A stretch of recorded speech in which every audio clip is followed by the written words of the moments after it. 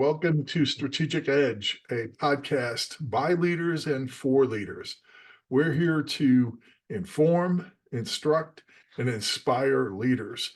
We're going to share information about business models, about theories, but then we're also going to provide instructions. How do you apply those? How do you make them very practical?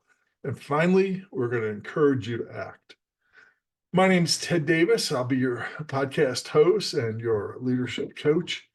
I have been a practitioner, a student, and a teacher of leadership now for nearly 60 years. And as my future guests and I inform, instruct, and inspire you, I encourage you to do three things. First of all, absorb what we share with you. Make it your own. Take it on. Take notes.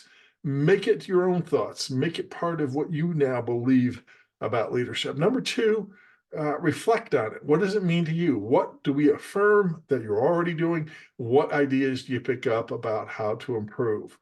And then thirdly, we want you to commit to an action plan so you can continue to move forward.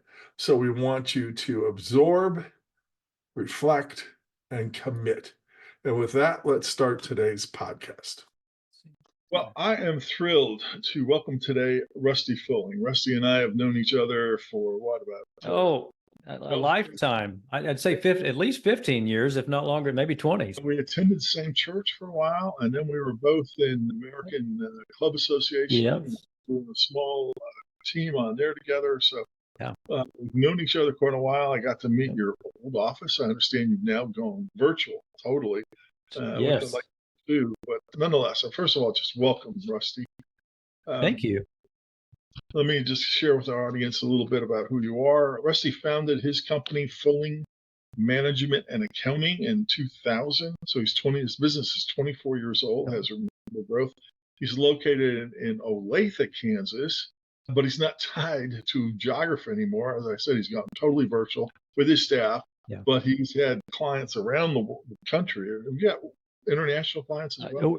We actually, just started dabbling in that a little bit. So, but most of ours are going to be in the U.S. So yes. Good. And so wherever you are, you can definitely reach out. Rusty is focused on helping business leaders make sense of their numbers. That is a good thing to do, a difficult thing. You help them grow their profits. People forget that there's a lot of expenses woven in there that take away from it. And that you help them gain peace of mind. Yes. Another passion of yours is mentoring.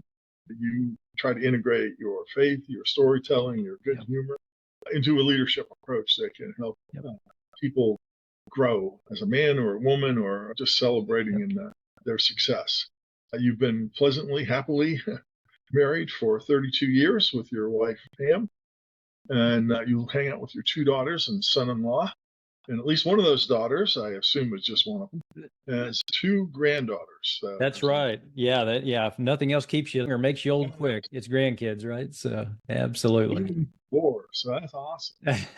Well, off camera, we can compare notes because that's right. That's grandfather is absolutely wonderful. My wife Denny and I are blessed with 7 grandkids, and so I know what you feel like being a grandfather. That's right. So I mentioned that one of the things you enjoy doing is not only just simply helping people understand, make sense of their numbers, profits, but you really want to tell me a little bit about that. What's your approach and what are the results you've seen in mentoring? Yeah, the mentoring, boy, I'll tell you that is something I think, and I'm sure you've experienced this as well, but sometimes that can sneak up on you in age. There's a little bit of age piece of that is like, hey, you've always been my mentor. And I'm going, seriously, when did I get that old? But one of the things that I really enjoy doing with young business leaders is just hitting some of the walking trails in our area.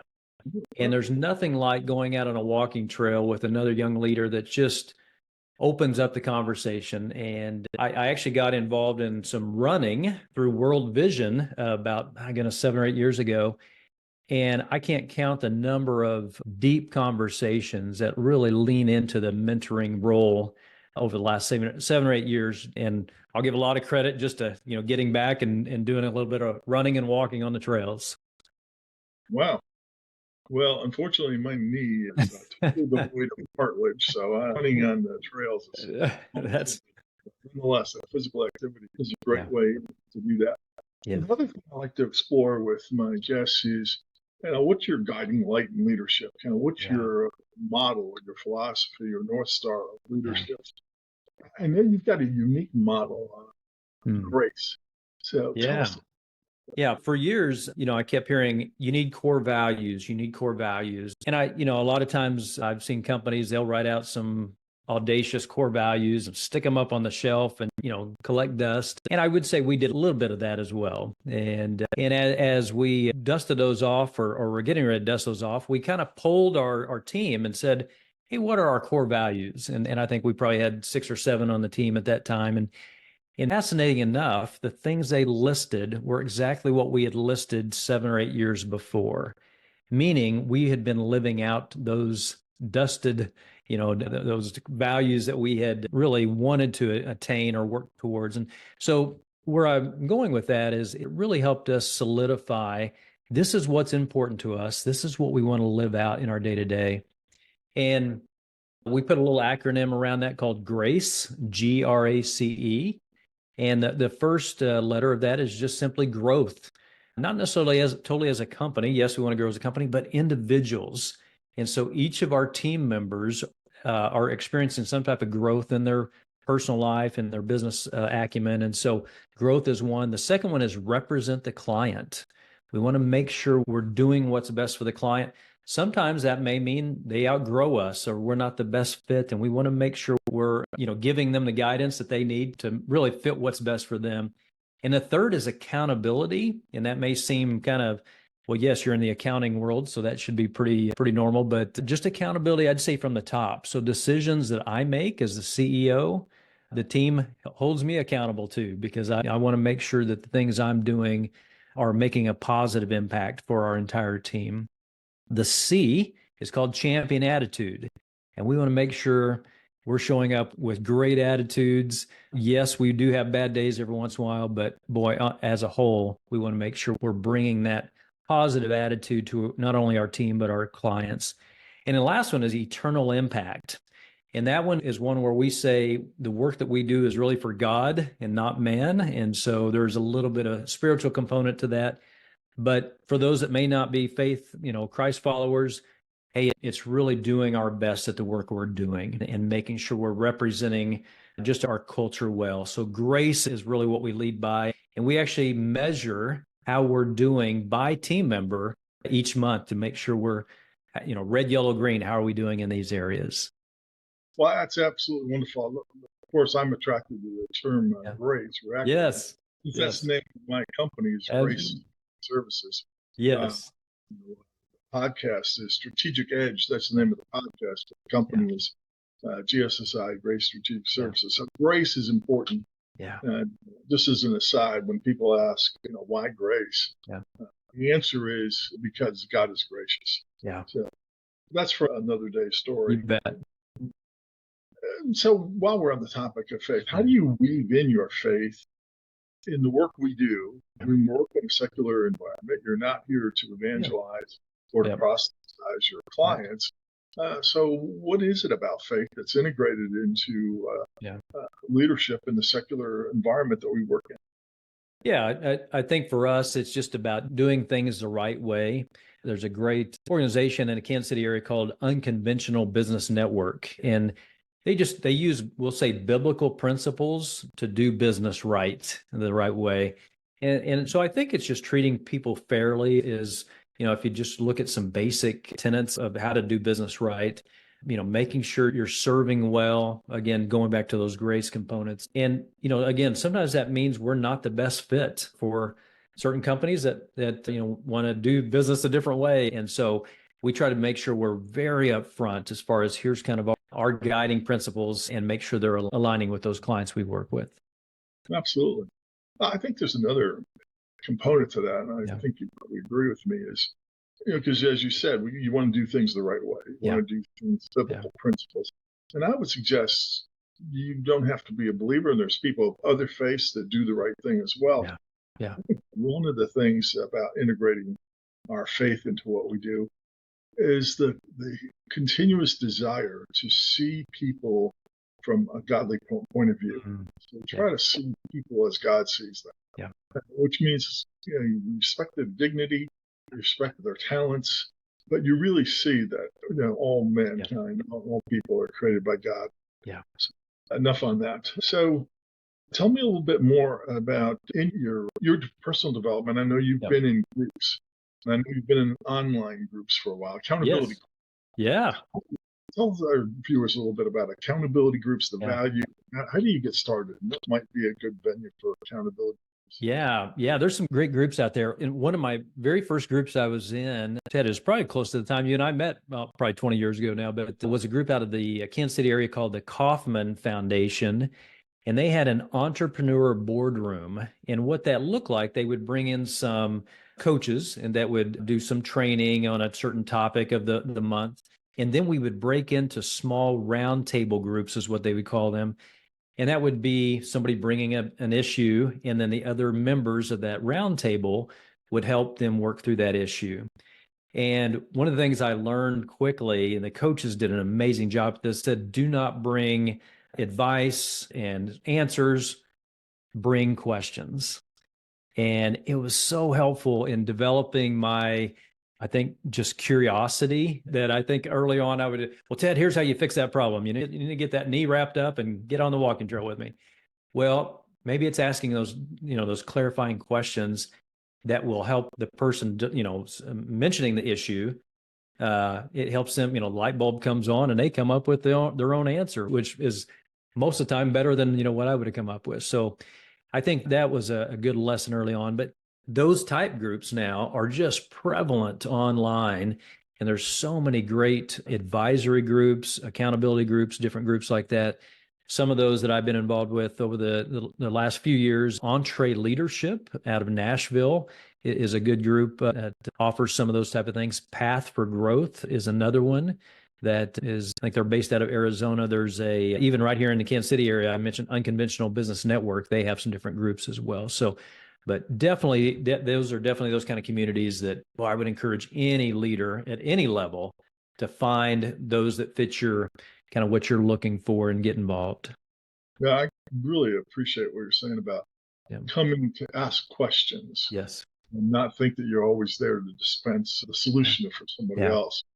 Uh, questions are so powerful, but I don't think we teach each other how to ask good questions, how to ask questions supportively. I don't know if you've ever studied anything by Edgar Schein, one of my favorite authors. Unfortunately, he passed away about 5 years ago, but his work on organizational culture I thought was absolutely wonderful. And then two of his books that I just consumed were Humble Consultant, which obviously applies to what we've been doing, but then Humble Inquiry is just such a powerful way to communicate. Yeah. And his key to that is he starts off, his thesis is do less telling and more asking. Yeah. And you've got to be able to ask because you sincerely want to know. Don't ask a question if you really don't want it. If you're just trying to, meet some checkpoint or checklist, that's what you're supposed to do. No. Yeah. Is it sincere? So to be able to sincerely ask a question because you really want to know the answer. And of course, in doing that, it's got to be respectful of the person. Yes. You Yes. you don't want to ask a question like, I'd really like to know why you're such an idiot. I mean, that would be kind of right. That's a stupid question. Yes. Yeah. But, something about, hey, I'd really like to understand what are you struggling with, and how can we help you? To really to ask open-ended questions. Yes. And Yes. to do it with the express interest of understanding, which means you're going to listen. Yes. Understand. So that's anyway. You put me off on a tangent. No, that's good. That's good. That's excellent. And tell me a little bit about. We talked in the pregame meeting here. You said you were excited about talking about your 3 keys to building a healthy culture in a virtual environment. So as we kind of alluded to, you said 6 days ago, you pulled the switch. Your company is total virtual now. Yeah. So you're going totally virtual. while other people are pulling their employees back into the office space. So you've investigated this and you've got 3 I's. Tell us about those. Yeah, yeah. Well, a little history there. So we've traditionally been a brick and mortar office, lots of paper, file cabinets, and all those fun things. And it was probably 2018, 2019 where we started, beginning getting more paperless, and actually hired our first virtual team member. And so started dabbling a little bit in that, and we started adding virtual clients, clients that are outside the Kansas City metro where we're located. And so when 2020 came along, and a little thing called COVID hit, all of a sudden the model that we had been building just became extremely valuable because we could already do it. We knew we could already do it. And so we had sent everybody home in 2020, and we just never invited anybody back, Ted. And we had a beautiful office space, Latha, Kansas. And so Panasonic, a big company that's coming in the area, actually took over the building that we were leasing, and they said, "Hey, we'd like you out by the end of April." And we're like, "Hey, we're really already out of there." And so it really worked out well. But what's interesting is, as people are calling people back saying, "Hey, something's broken. We need everybody back in the office." I think it's culture that's broken. I don't think it's where you're sitting. I don't think the seat you're sitting in. And so 3 things that we've seen from companies that are just doing it well that we've adopted. One is invest in your team weekly. And what that looks like is we start our staff meetings out once a week with shout outs. And what that looks like is just affirmation to another team member of something they've done well. And so we may have 2 or 3, every week that, boy, Ted just knocked it out of the park with this client, that he's working with, or whoever. But those shout outs, those affirmations, it's just amazing. You can see a smile on somebody's face, like, my work was noticed. And then the other thing we do during that hour time each week is we do a culture lesson. And it's typically a video from just a leader, a leadership leader in different industries. We'll show a video, and then we'll break into small groups, and our team members get to work together in small groups and just answer discussion questions around that topic that came up that week. And it's just been amazing to hear some of the discussions and some of the creative ideas that come out of that. And so invest in your team. The second one is incorporate fun and serving opportunities. So when we were all together, we used to do different serve events down at the homeless shelter or food pantry. In a virtual environment, it's not quite as easy to do that. And so we found different virtual things that we get to do. We're talking about running earlier, a 6K with World Vision coming up in a couple of weeks. Ted, we've had some of our team members up, vacation in Canada or down in Texas or Louisiana or wherever. And here they are, and they'll take a picture of them doing their 6K, raising some funds and awareness for clean water initiatives. And the other part of that, incorporate fun and serving fun. We did a virtual Christmas party that would rival any in-person Christmas party.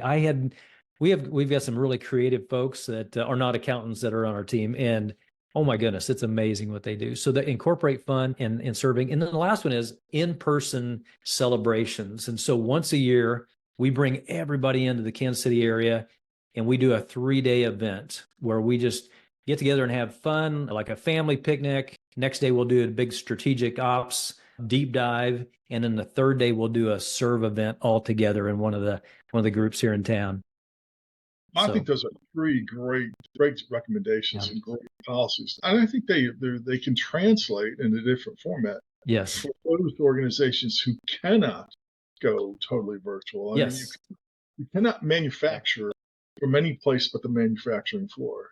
Right. You cannot have counseling where you have to do an intake and then meet with people who don't have one of the organizations I know now with, our case manager, the navigators, they've got to meet face to face for the intake, but then also to meet with people who don't have access. And so there are jobs, and I think it's critically important that even within an organization that has some jobs that, okay, they can probably be virtual, but then they have other jobs that cannot be. There's just no way. I mean, like a receptionist, you don't receive people into an office remotely. You kind of got to be there. You Yeah. got to distinguish now what jobs Yeah. can be remote and which Yeah. ones cannot, which can be the hybrid. Yeah. And I think going back to, the kind of the question is, what is it that how can you build culture within your environment? And so finding, looking for other companies, the way they're doing things, how can I adapt or adopt some of those just amazing things that are making big impact into my manufacturing business or, whatever type of industry you have. So, but yeah, it's been really neat to learn from others. And those are just some of the nuggets that we picked up from just watching other successful groups. So. Oh, that's wonderful. Well, another thing is I know that you are a lifelong learner, as I am. I have just a love of learning, and I know Yeah. you do too. So what are you reading these days? What are the books that you recommend to? Yeah, I was asked this a while back and started putting a list together, and I thought, oh well, this season of life, actually, I was enjoying this book, and I think there's so many that probably depending on what you're going through as a business or personally, there's some great family books. There's a book that we used to read to our kids called "I'd Choose You" by John Trent, and it's a great way to bless your kids and now grandkids. And Ted, when we brought on our COO to our team, we actually gave her that book, "I'd Choose You." And it's just a blessing. And what a cool children's book that you could apply to business. So just a little book. Another one that I found extremely beneficial in the mentoring role is called The Mulligan by Ken Blanchard. It's a small little fable book that Ken's written, and just a story about the mentoring relationship and those second chances that, as a mulligan, you might get in a game of golf.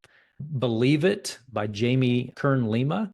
Jamie created a cosmetics company after years and years of people telling her no, and she ended up selling this cosmetics company, I think, to L'Oreal for $1.2 billion or some big billion number, and just an amazing story. But those are a couple of books that it just came to mind, as you're asking that question. Excellent. That's excellent.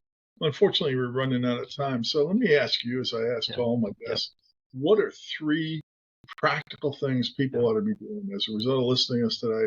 What are 3 things they can go implement right now? Yeah, I know we talked a little bit about the investing and the incorporation in person. I'm going to change this up to maybe 3 C's this time. I'm going to call it coach, cheerleader, and community. Everybody needs a coach or some type of mentor. Man, invest in that. That's huge. Everybody needs a cheerleader. I just need somebody in my corner on those tough days, on those exciting days, that cheerleader. And then the third is community. Boy, surround yourself with wise counsel and community that you can do, just life with. So coach, cheerleader, and community would be how I would wrap that up. Wow, those are awesome. I think those, I could use those. Absolutely. Rusty, thank you so much. I appreciate that you reached out to me when you learned that you're having the podcast. And I am so thankful that you have been with me today. Perhaps down the road a piece, when I get to episode 50 or 60, maybe we can do this again. But I'd love it. we definitely we need to have breakfast again. It's been a long time since we've gotten together. So yes, thank you so much today for joining me. And I just know that our listening audience is going to really enjoy this. So thank you. Thanks, Ted. Sure appreciate it. Appreciate all you're doing. Now we've got 3 ideas of what to share from today's podcast. So again, what I'd like for you to be able to do is take those ideas, make them your own, reflect on them. What do they mean to you? And then thirdly, commit to an action plan. Commit to actions that you can take to apply what we've talked about today. If you want help, if you want some ideas, if you want some accountability, please contact me. Contact me by sending me a text, 913-306-1499. Put podcast follow-up in the text message, and I'll get back to you within 24 hours. Thank you so much for listening today, and I'll see you on our next broadcast.